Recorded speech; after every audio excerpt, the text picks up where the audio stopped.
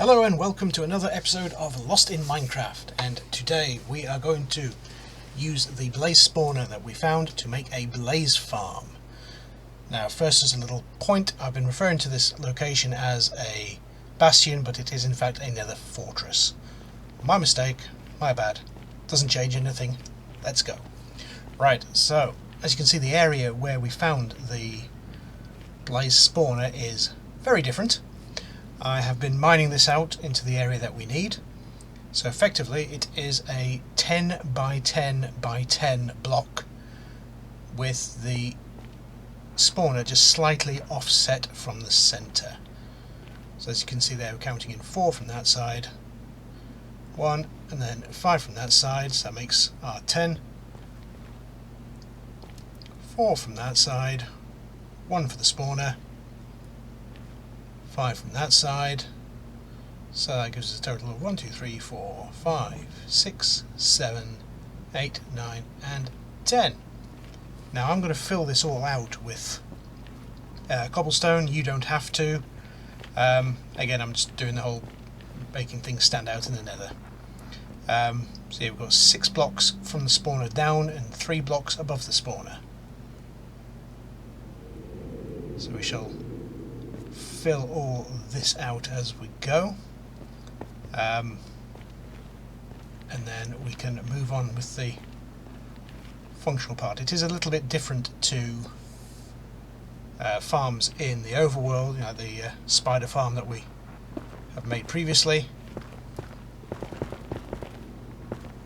This needs a bit of a larger area. Blaze spawners require, I believe it's a 9 by 9 by 3 gap, so we're a little bit bigger than that. As you can see, I'm really digging through everything here. I'm going to fill out the floor with cobblestone.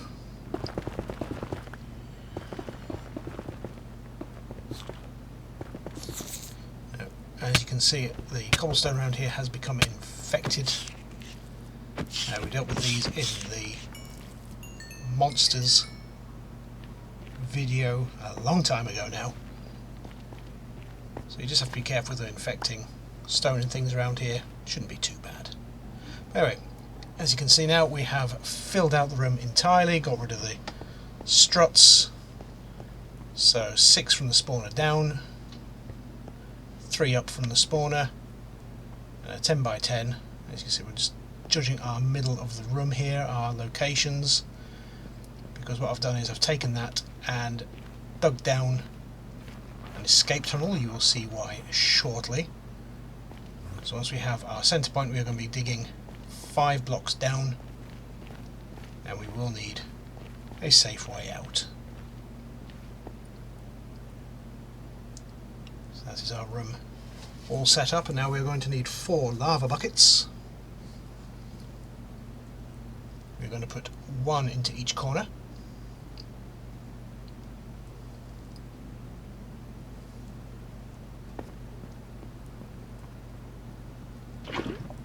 See why we plotted our midpoint earlier, and why we will need a safe way out.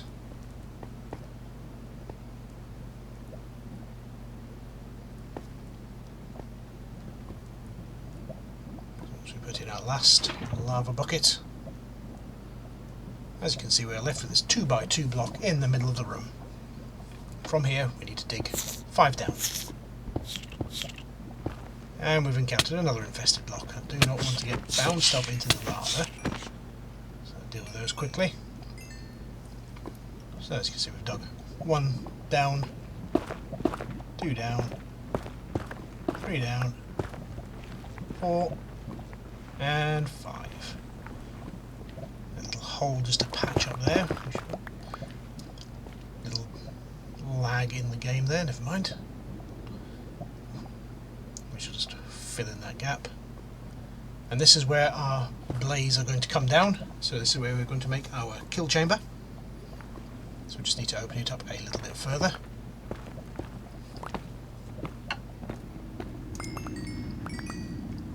Get some quartz and some XP, get some durability back, all the good stuff.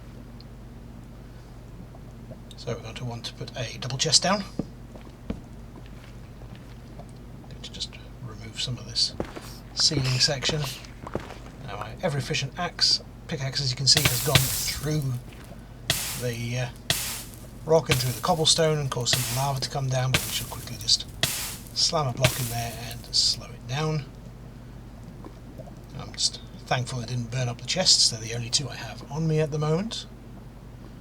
Just going to swap that out for cobblestone for no other reason than aesthetics. Now that is all safe and secure. We shall run a series of 4 hoppers, all going into the chest.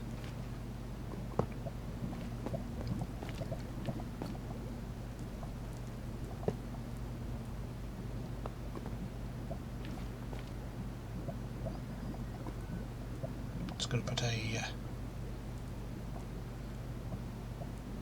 row of glass blocks down, but first of all I've suddenly realised I do not have any stone slabs. I will need a couple. Luckily I do have some plain stone on me. There we go. A couple of stone slabs. Put these on top of the hoppers. Remember to crouch so you don't open up the hoppers themselves. And then glass blocks.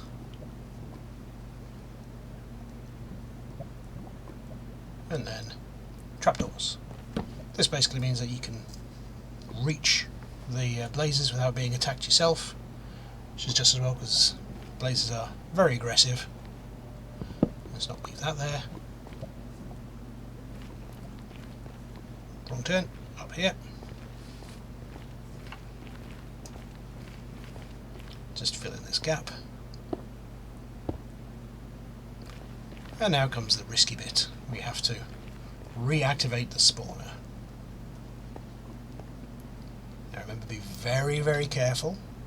There is a lot of lava beneath you and a long drop, and you do not want to accidentally break the spawner. Spawners cannot be collected, they cannot be replaced. Once it is gone, it is gone. So just be very careful. As you can see, it straight away starts spawning, and that blaze is not very happy to see us. Like I said, they are very aggressive. Let's just stop being on fire. This is a good time for any flame protection items, potions. Oh, there's a lot of them now. Let's just get rid of this little pathway. Yep, they definitely do not like me being there. I'm not very keen on them either. Block that all off, so now they have their chamber all sealed. They cannot settle on the floor properly because it is lava. So the only safe place that they can drift is down into our little kill chamber here. So a nice looting sword. And just hack away them. They're very good for experience, our blaze as well. So we've got a couple of blaze rods already. Blaze rods are ideally what we are after here. I think it's just about the only thing that blaze drop. You can use blaze rods to make brewing stands, to make clerics in your trading halls, but then you can also break blaze rods down into blaze powder, which is a very useful compound, particularly for use in making potions. There are other uses for blaze rods and blaze powders, but the potions are primarily what I'm looking for at the moment. Now, unfortunately, with them being floaty, flyy little guys, encouraging them down to where we need to be, particularly as you can't use flows of water and such like, especially in the nether.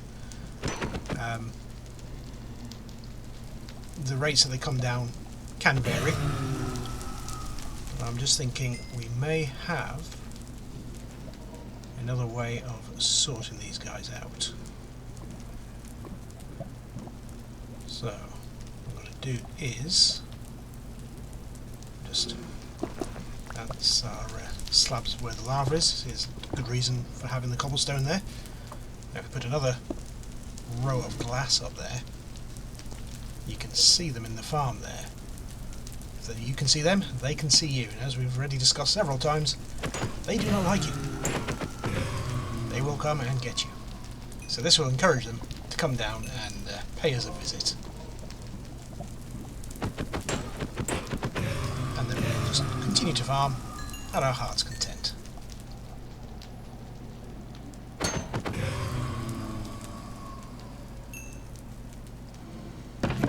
As you can see, we're already getting a good stash of blaze rods in place.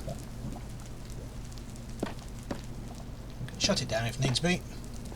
And that is it for our blaze farm video. Thank you for joining me for this one. I hope you found it interesting. I do like building farms. We will use it to investigate potions in an episode soon. There is one more thing we need to find, and that may be our next episode. So, stick with us. Like, comment, subscribe, all the great little YouTube stuff. And I look forward to seeing you next time. Goodbye.